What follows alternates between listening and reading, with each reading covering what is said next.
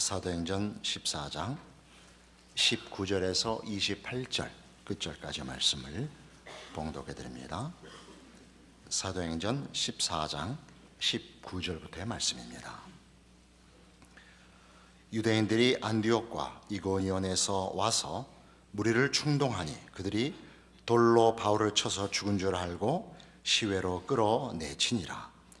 제자들이 둘러섰을 때에 바울이 일어나 그 성에 들어갔다가 이튿날 바나바와 함께 더베로 가서 복음을 그 성에서 전하여 많은 사람을 제자로 삼고 루스드라와 이고니온과 안디옥으로 돌아가서 제자들의 마음을 굳게 하여 이 믿음에 머물러 있으라 권하고, 또 우리가 하나님의 나라에 들어가려면 많은 환난을 겪어야 할 것이라 하고, 각 교회에서 장로들을 택하여 금식 기도하며 그들이 믿는 주께 그들을 위탁하고, 비시디아 가운데로 지나서 밤빌리아에 이르러 말씀을 버가에서 전하고 아달리아로 내려가서 거기서 배 타고 안디옥에 이르니, 이곳은 두 사도가 이룬 그 일을 위하여 전에 하나님의 은혜에 부탁하던 곳이라.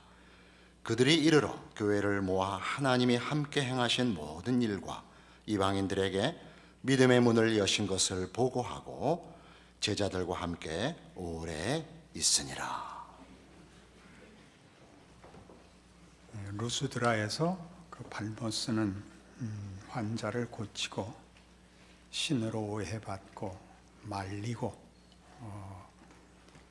하나님을 증거하며 하나님이 주시려는 구원과 복음을 전하러 왔노라 라고 얘기한 그 사건에 이어서 그 앞에와 제사를 지내고 그 행한 기적을 놀란 사람들에 의해서 돌에 맞아 죽습니다. 그죠? 오늘 본문이 19절에 보듯이 유대인들이 안디옥과 이고니온에서 와서 무리를 충동하니 그들이 돌로 바울을 쳐서 죽은 줄 알고 시외로 끌어내치니라. 그렇죠? 무시무시한 사건인데 기록이 굉장히 담백합니다. 제자들이 둘러섰을 때 바울이 일어나 그 성에 들어갔다가 이튿날 바나바와 함께 더베로 가서 복음을 그 성에서 전하여 많은 사람을 제자로 삼고 루스드라와 이고니온과 안디옥으로 돌아가서 제자들의 마음을 굳게 하여 이 믿음에 머물러 있으라 권하고, 또 우리가 하나님의 나라에 들어가려면 많은 환난을 겪어야 할 것이라 하고, 각 교회에서 장로들을 택하여 금식 기도하며 그들이 믿는 주께 그들을 위탁하고 돌아서 안디옥에 돌아오니라. 그 많은 게 빠져 있죠. 이럴 수가 있냐? 너희들 잘못했다. 너희들 나한테 돌 던졌으니 너희 벌 받을 줄 알아라. 하나님, 저 사람들을 놔두지 마세요. 이럴 수는 없습니다. 이런 말 하나도 없고, 그런 비슷한 어떤 낌새도 없이 너무나 쉽게 길 가다가 나무가 선 걸 봤다, 길 가다가 개구리가 뛰더라 하듯이 그런 모든 문제에 아무런 관심과 반응이 없이 무시무시하게 하나님의 일하심이 그러하신 것처럼 뚜벅뚜벅 바울은 자기 길을 걸어 맡은 일을 하고 돌아왔다, 이렇게 보고가 되어 있습니다. 사도행전이 우리 주로 부흥기에 어떻게 하나님의 말씀이 들불처럼 퍼져나가고 그 기도에 응답하시고 많은 사람들에게 항복과 회개를 만들어내고 주께 헌신케 하며 복을 증거했는가 하는 것으로 읽히던 시대에는 이 옆에 있는 사도행전의 기록들을 미처 못 보았습니다. 성공한 기독교, 승리한 기독교, 전하고 받고 함께 기뻐한 기독교로만 읽었죠. 다시 읽어보시면 내내 고생을 합니다. 헤롯이 야고보를 죽이고 베드로 갖다 잡아두고 죽이려고 했던 것 기억하시죠? 12장이 그 사건인데, 베드로가 옥에 갇혔다가 하나님이 천사들을 보내어 그를 꺼냈는데, 그건 헤롯에게 베드로를 꺼내서 갖다 세워서 베드로 얼굴에 광채가 나게 해서 헤롯이 눈이 멀었더라 이렇게 끝나지 않았습니다. 기억하시죠? 이 모든 어려움들, 예를 들면 12장 끝에 헤롯이 죽은 다음에 이 말 하나 붙어 있죠. 23절, 12장 23절 보시면 헤롯이 영광을 하나님께로 돌리지 아니하므로 주의 사자가 곧 친히 벌레에게 먹혀 죽으니라. 그리고 한 구절 나옵니다. 하나님의 말씀은 흥왕하여 더하더라. 이렇게 붙어 있습니다. 13장에 오면 그 여러 어려움을 받는 중에 13장 43절 보시면 회당의 모임이 끝난 후에 유대인과 유대교에 입교한 경건한 사람들이 많이 바울과 바나바를 따르니 두 사도가 더불어 말하고 항상 하나님의 은혜 가운데 있으라 고난이라. 그렇게 됐죠.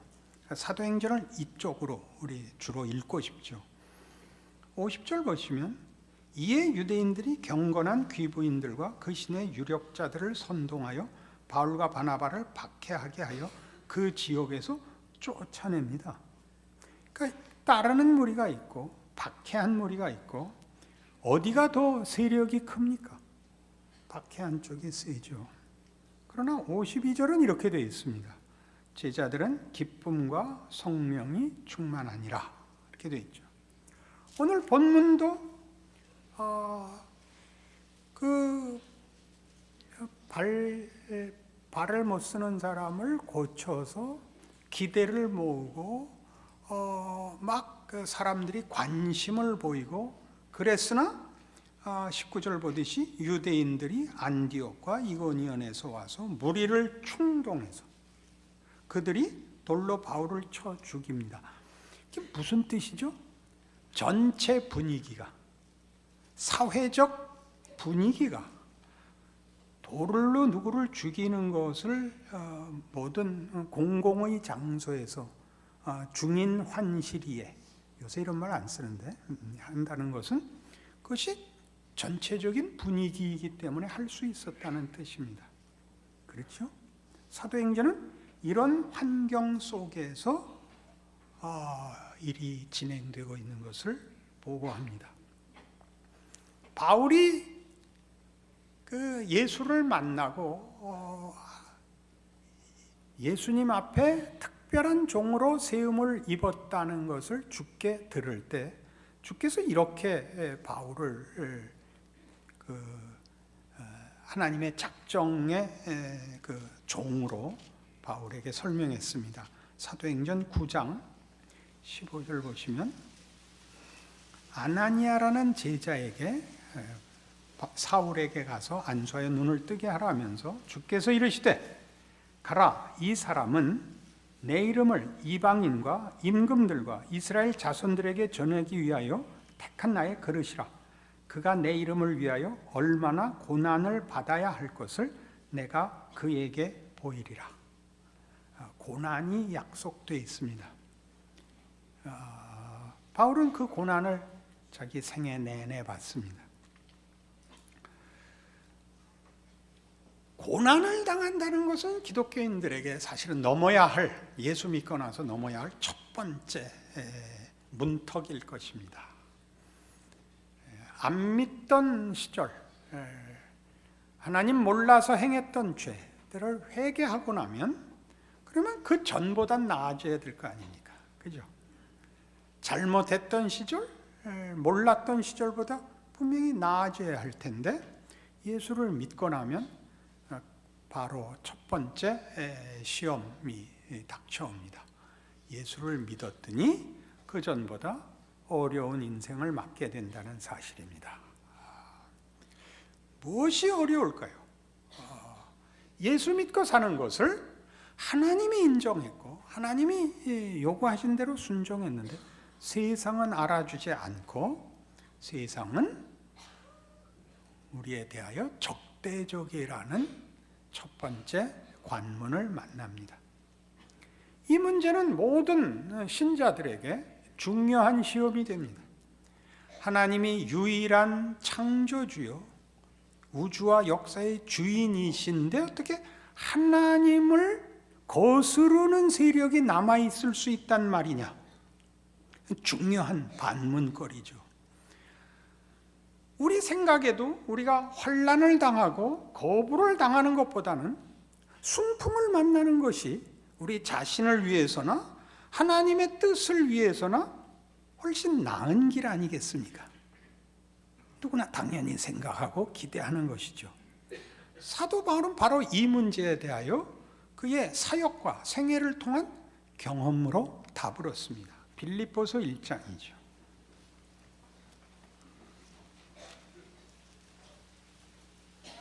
신약성경 317페이지 빌립보서 1장 12절입니다. 형제들아, 내가 당한 일이 도리어 복음 전파의 진전이 된 줄을 너희가 알기를 원하노라. 이러므로 나의 매임이 그리스도 안에서 모든 시위대 안과 그 밖의 모든 사람에게 나타났으니 형제 중 다수가 나의 매임으로 말미암아 주 안에서 신뢰함으로 겁없이 하나님의 말씀을 더욱 담대히 전하게 되었느니라. 어떤 이들은 투기와 분쟁으로 어떤 이들은 착한 뜻으로 그리스도를 전파하나니 이들은 내가 복음을 변증하기 위하여 세우심을 받은 줄 알고 사랑을 하나 그들은 나의 매임에 괴로움을 더하게 할 줄로 생각하여 순수하지 못하게 다툼으로 그리스도를 전파하느니라. 그러면 무엇이냐?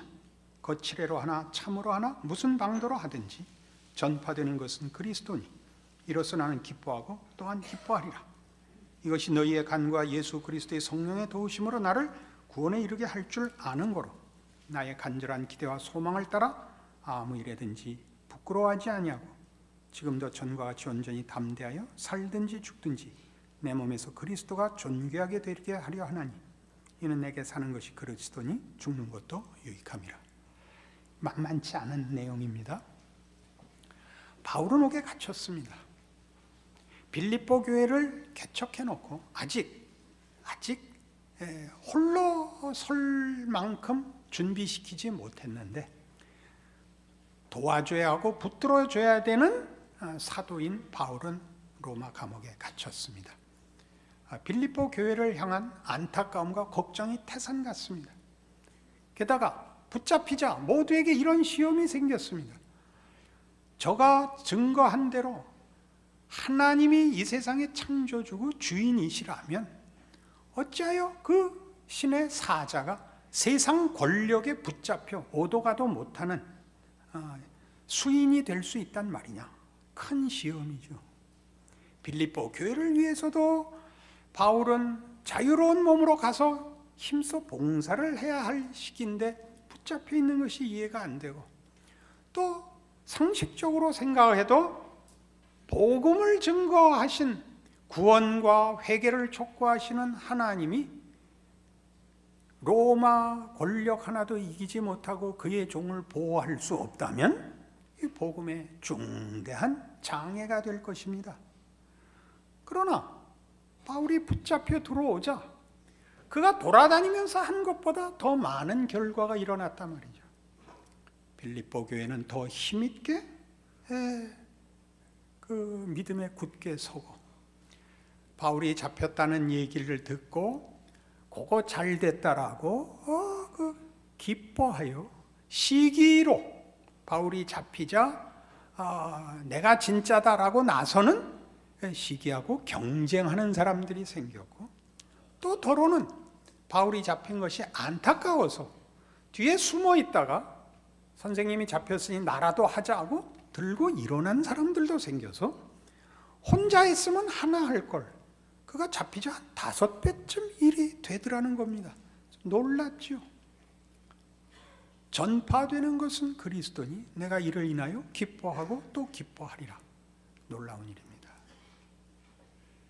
그래서 이 일에 대하여 나이대로 잡힌 채로 죽지 않고 살아날 것이다 라고 기대를 하는 이유는 내가 더 큰 능력을 가지고 더 큰 기회가 주어지고 그래서 더 많이 헌신할 수 있기를 바란다가 아니라 살아있는 것이 고난이고 환난인 것 감수할 수 있게 되었다.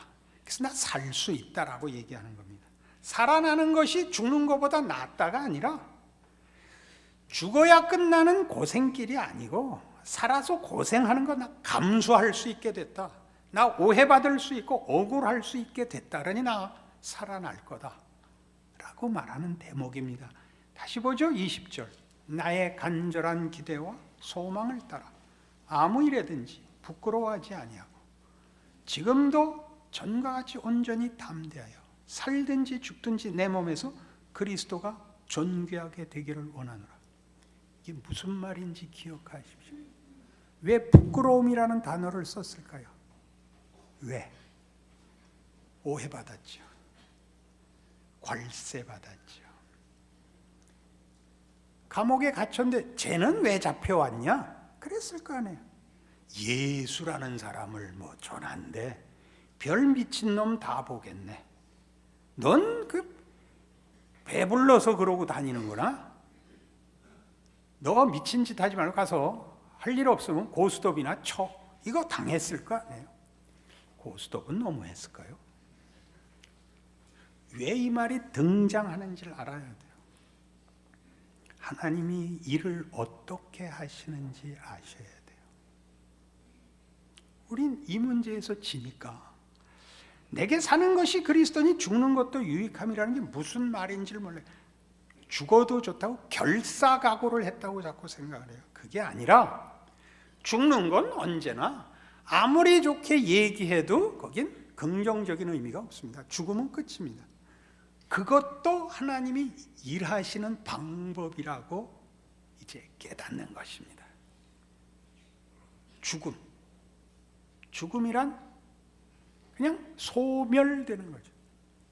부정되는 거죠. 없어지는 거죠. 그걸로도 하나님은 일을 할 수 있다를 아는 거죠. 그러니까 당할 수 있죠.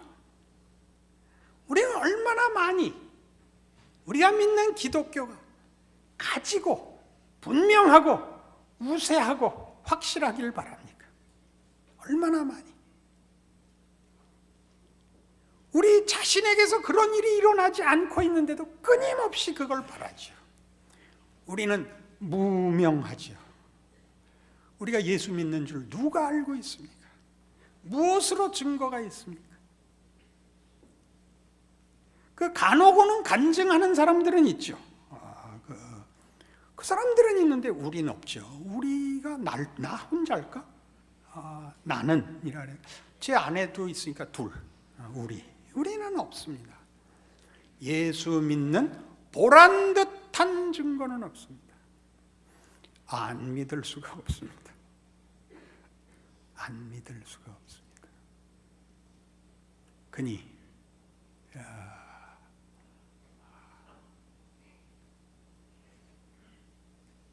내게 사는 것이 그리스도니 죽는 것도 유익함이니라 라는 이 구절이 없으면 예수 못 믿죠. 그러나 만일 육신으로 사는 이것이 내 일의 열매일진데 무엇을 택해야 하는지 나는 알지 못하노라. 내가 그 둘 사이에 끼었으니 차라리 세상을 떠나서 그리스도와 함께 있는 것이 훨씬 더 좋은 일이라. 그렇게 하고 싶으나 내가 육신으로 있는 것이 너희를 위해 더 유익하리라. 자, 생각해 보세요. 이제 우리 나이 많은 동지 여러분, 나이 들어 보니까 빨리 죽어야겠어요. 살아있는 거 벌이에요. 어딜 가나 치이고 쓸모없고 무능해요. 괜히 자리나 하나 차지하고 앉아있고 없어져야 맞죠. 그러니까 저는 자살을 합법화해야 된다고 믿는 사람이에요. 정부에서 돈을 줘서 병원에 난 그만 살겠다 그러면 병원에서 약물 처리를 해줘야 옳다고 생각을 해요. 그러나 그 것으로 하나님이 뭘 한다는 사실을 알기 때문에 나 더 살겠다 그러는 거예요. 죽는 것보단 나서가 아니라 죽는 게 더 낫죠. 죽으면 천국에 가는데. 근데 살아있으면 나는 아무것도 아니고 대부분의 경우 비참한데 그걸로 하나님이 뭘 하신대요. 그냥 기꺼이 살겠다 그러는 거예요. 살아서 병신 되겠다 그 말이에요. 알아들으세요? 사도행전이 뭔지 알아들으시는 거예요? 병신이 되는 거예요. 가는 데마다 약자가 되고 공공연히 그를 박해해도 되는 사람으로 몰려다녀요. 돌로 쳐서 죽은 줄 알고 내다 버리는 길을 가는 거예요. 아무 대꾸를 안 해요. 쓰다 달다 억울하다 뭐 아무 얘기가 없다니까. 그냥 간다니까요. 하나님이 그 아들을 보내신 그 방법을 믿는 거예요. 죽는 거죠. 털 깎는 자 앞에 잠잠한 양같이 그 입을 열지 아니하였도다. 이 길을 가죠. 그래서 바울은 이렇게 얘기를 해요. 조금 더 지나오실래요? 27절 빌립보서 1장 27절 오직 너희는 그리스도의 복음에 합당하게 생활하라. 이는 내가 너희에게 가보나 떠나 있으나 너희가 한 마음으로 서서 한 뜻으로 복음의 신앙을 위하여 협력하는 것과 무슨 일에든지 대적하는 자들 때문에 두려워하지 아니하는 이 일을 듣고자 함이라. 이것이 그들에게는 멸망의 증거요 너희에게는 구원의 증거니 이는 하나님께로부터 난 것이라. 그리스도를 위하여 너희에게 은혜를 주신 것은 다만 그를 믿을 뿐 아니라 또한 그를 위하여 고난도 받게 하려 하심이라. 너희에게도 그와 같은 싸움이 있으니 너희가 내 안에서 본 바요 이제도 내 안에서 듣는 바니라. 그러니까 하나님의 종의 보편적인 모습이 뭐래요? 이거래요. 오해받고 억울하고 힘들고 부족하고 원치 않는 일을 당하고 그래서 시원한 답을 못 내는 거. 바울이 너희에게도 같은 싸움이 있대요. 그러니까 예수를 잘 믿는다는 걸 뭘로 확인한다고요? 형통한 걸로 확인하지 않고 유용한 것으로 확인하지 않아요. 안 믿을 수가 없는 거예요. 조금 늦게 믿을 걸. 이 후회가 늘 쫓아다니는. 안 그래요? 그런데 우리가 볼 때 이 아무것도 아니고 오히려 이 거북하고 당혹스러운 것이 하나님이 일하시는 방법이래요. 그냥 예수를 믿는다 그러면 이런 걸 믿듯이 하나님의 아들이 인간으로 오셨다.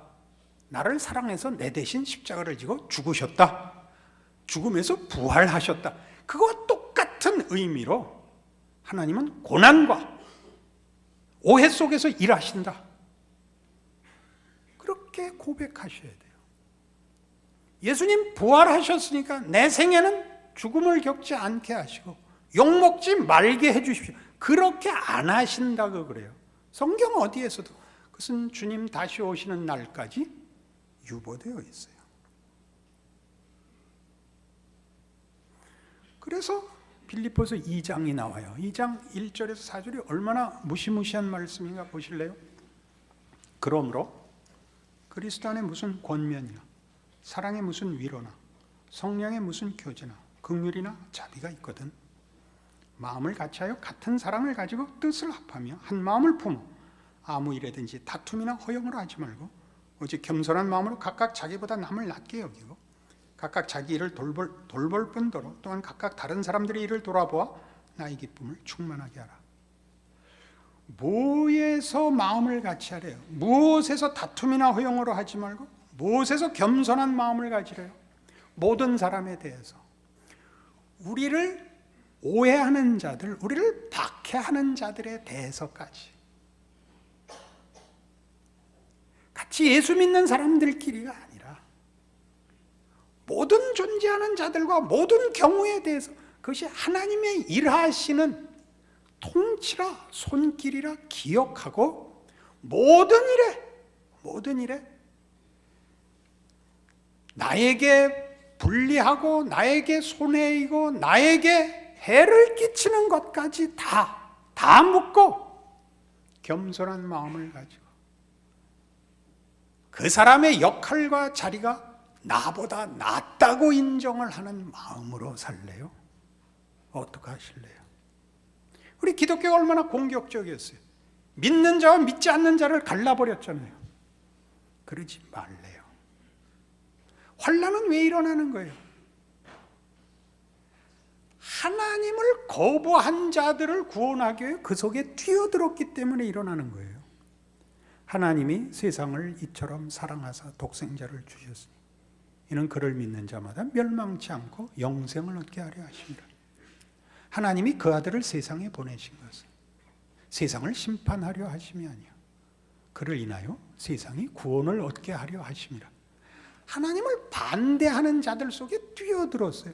반대하는 자들을 구원하기 위하여 뛰어들어서 그들을 구원하기까지 반대를 받는 거예요. 환난이 있죠. 세상은 하나님 없이 자기 길을 가는데 하나님이 뛰어들어오셨어요. 심판하러 들어오지 않고 구원하러 오셨어요. 그들을 붙잡는 동안 박해를 받고 오해를 받고 억울함을 받는 걸 감수하고 십자가의 길을 걸으시는 거죠. 당연한 거예요. 지금은 구원의 시대예요. 그러나 우리는 심판을 요구해요. 그러니까 억울한 걸 못 참죠.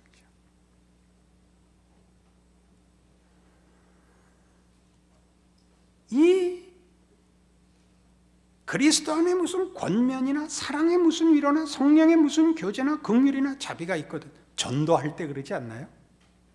좋은 소식을 내가 너한테 전할 거예요. 하나님은 당신을 사랑하십니다. 이때 이러란 말이에요. 못 알아먹는 놈, 회개치 않는 놈이 아니라 그가 나보다 낫게 여기라고요. 왜? 하나님이 그 사람 구원하려고 나를 보낸 거예요. 그러면 나는 사환이고 그 사람이 주인공인 거예요. 그 마음을 가지지 않으면 기독교 신앙이 뭔지 모른다는 거죠. 예수를 믿고 사는 현실을 견딜 수가 없는 거죠. 왜 이런지를 그 얘기하는 거죠. 사도행전 전부가 2장 5절 하나님이 하신 방법이 예수 안에 이렇게 증거되고 있죠. 너희 안에 이 마음을 품으라. 곧 그리스도 예수의 마음이 그는 근본 하나님의 본체시나 하나님과 동등됨을 취할 것으로 여기지 아니하시고 오히려 자기를 비워 종의 형체를 가지사 사람들과 같이 되셨고 사람의 모양으로 나타나사 자기를 낮추시고 죽기까지 복종하셨으니 곧 십자가에 죽으심이라. 이러므로 하나님이 그를 지극히 높여 모든 이름 위에 뛰어난 이름을 주사 하늘에 있는 자들과 땅에 있는 자들과 땅 아래에 있는 자들로 모든 무릎을 예수의 이름에 꿇게 하시고 모든 입으로 예수 그리스도를 주라 시인하여 하나님 아버지께 영광을 돌리게 하셨느니라. 감동적인 거 아니에요? 무서운 거죠. 그래서 12절이 이거예요. 그러므로 나의 사랑하는 자들아 너희가 나 있을 때뿐 아니라 더욱 지금 나 없을 때에도 항상 복종하여 두렵고 떨림으로 너희 구원을 이루라. 하나님 얼마나 무시무시한 길을 가고 계시는지 기억하라는 거예요. 그냥 아무래도 좋다, 다 알았다 해탈해버리는 게 아니에요. 하나님이 얼마나 무서운 길을 제시하고 실제로 행하셨고 요구하고 있는지 알라는 거예요. 그 길 가야 돼요. 그래서 아까도 본 바와 같이 우리 빌립보서 1장 30절에 나온 바와 같이 너희에게도 같은 싸움이 있으니 너희가 내 안에서 본 바요 이제도 내 안에서 듣는 바니라. 에 드러난 것 같이 오해를 받으며 억울하며 적대와 핍박 속을 걸으며 모두를 만족시킬 조건을 허락받지 않는 길을 걸으면서 하나님의 일하심에 자신을 맡겨야 되는 그 길을 걸어야 돼요. 욕먹기 싫잖아요. 그죠? 내가 다 가지고 흠없이 전능하여 하나님의 일을 하면 얼마나 좋을까. 이 생각 밤낮 하는 거예요. 우리 기도 밤낮 그거 하는 거예요. 하나님 부끄럽지 않게 해주세요. 나눠줄 것이 있게 해주세요. 그렇게 안 한다니까요. 예수를 보라니까요. 죄인으로 오신다. 죄인의 모양으로. 죄인이 아닌데 마치 자기 죄 때문에 죽는 자같이 죽어버렸다니까요. 오해와 멸시 속에. 같은 빌립보서 4장에 가면 그래서 이 말이 나와요. 4장 4절. 주 안에서 항상 기뻐하라. 내가 다시 말하노니 기뻐하라. 이 기뻐하라는 게 뭔지 이제 좀 아셨으면 좋겠어요. 세상이 말하는 식으로 기뻐할 조건이 있어서가 아니라 우리의 길, 우리의 조건 충분하다 그거예요. 괜찮대요. 그냥 못난 거 괜찮대요. 기뻐하라. 너희 관용을 모든 사람에게 알게 하라. 주께서 가까우시니라. 여러분이 다 가질 필요 없대요. 그런 뜻이에요. 여러분 전능하고 무흠하고 훌륭하지 않아도 된대요. 또 혹시 이거 갖고 게으른 핑계를 대지 마세요. 아무것도 염려하지 말고 다만 모든 일에 기도와 간구로 너희 구할 것을 감사함으로 하나님께 아뢰라. 그리하면 모든 지각에 뛰어난 하나님의 평강이 그리스도 예수 안에서 너희 마음과 생각을 지키시기라. 끝으로 형제들아, 아멘 다음에 이제 중요해요. 끝으로 형제들아, 무엇에든지 참되며 무엇에든지 경건하며 무엇에든지 오르며 무엇에든지 정결하며 무엇에든지 사랑받을 만하며 무엇에든지 칭찬받을 만하며 무슨 덕이 있든지 무슨 기림이 있든지 이것들을 생각하라. 여기 무엇에든지가 뭔지 아세요? 억울한 거예요. 오해받는 거, 혐오스러운 거, 그 모든 일을 달게 진지하게 감수하래요. 진지하게 감수하래요. 그래서 너희는 내게 배우고 받고 듣고 본 바를 행하라. 바울이 뭐 했는데요? 돌 맞아 죽었다고요. 그 얘기하는 거예요. 돌 맞아 죽었다고요. 경건한 사람들이 와서 돌로 쳐 죽였다고요. 여러분들이 가는 예수 믿고 사는 인생이 뭔지 아시겠어요? 하나님이 어떻게 일하시는지 아시겠어요? 우린 멋있고 싶어요. 그죠? 멋있고 싶어요. 훌륭하고 싶어요. 하나님 그렇게 안 하신대요. 정말 훌륭하고 정말 위대한 건 예수래요. 그죠? 이 세상에 어느 것도 예수를 대신할 수 있는 게 없죠. 예수가 누군지, 예수가 무엇을 했는지, 예수가 무엇을 증거했는지, 예수가 무엇을 끌어안았는지 우리 보고 그 길 가래요. 사도행전의 가장 중요한 핵심된 내용이고 우리 삶이에요. 그러니 결론을 내리세요. 억울하고 분하고 오해받으면서 예수 믿으실래요?